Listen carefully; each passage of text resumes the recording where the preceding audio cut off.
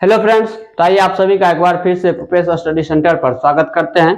तो फ्रेंड्स, पिछले वीडियो में भी एक ऑब्जेक्टिव बताए थे, तो अभी जो बता रहे हैं ये सब बहुपद चैप्टर का है। ठीक है, तो अभी भी एक ऑब्जेक्टिव जो लिए हैं ये भी बहुपद चैप्टर से ही है, क्योंकि बहुपद चैप्टर से लगभग जो है 15 ऑब्जेक्टिव रहता है। ये हम पहले भी आपको बताए थे। तो इसमें से कुछ ऑब्जेक्टिव और बच गया है, इसको सॉल्व कराने के बाद हम लोग चलेंगे अगले चैप्टर पे। तो अभी बहुपद चैप्टर का ही ऑब्जेक्टिव करा रहे हैं। ठीक है, तो देखिए ये जो सवाल देख रहे हैं आप बोर्ड पर, ये इस बार 2025 में सेट एच है। ये सेट एच में 18 नंबर में सवाल पूछा हुआ है। तो यहाँ पर सवाल कह रहा है, यदि बहुपद px बराबर 3x square minus x minus 4 के शून्यक अल्फा एवं बीटा हो तो 3 अल्फा बीटा का मान है। यहाँ पर एक बहुपद दिया हुआ है, अब पूछ रहा है कि इसका शून्यक यदि अल्फा बीटा है तो 3 अल्फा बीटा का मान क्या होगा,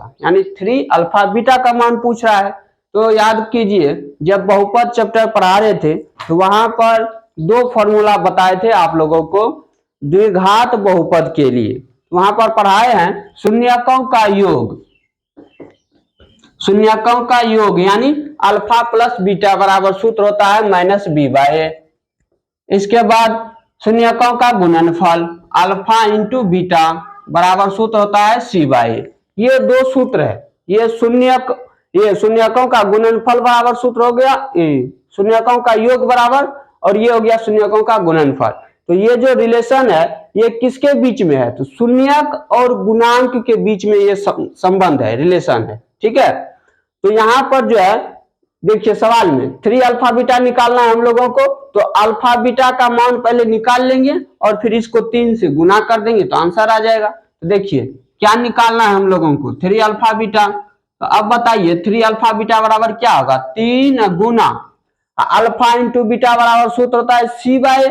अब सी बाय ए यहां से रखेंगे, सी का मान क्या है -4, यहां पर लिखेंगे -4 बटे ए का मान देखिए क्या है, ए का मान यहाँ 3 है, ये 3 हो गया, ये 3 से 3 कैंसिल, बचा क्या -4। तो देखिए -4 है कि नहीं ऑप्शन में, ऑप्शन बी इसका सही है।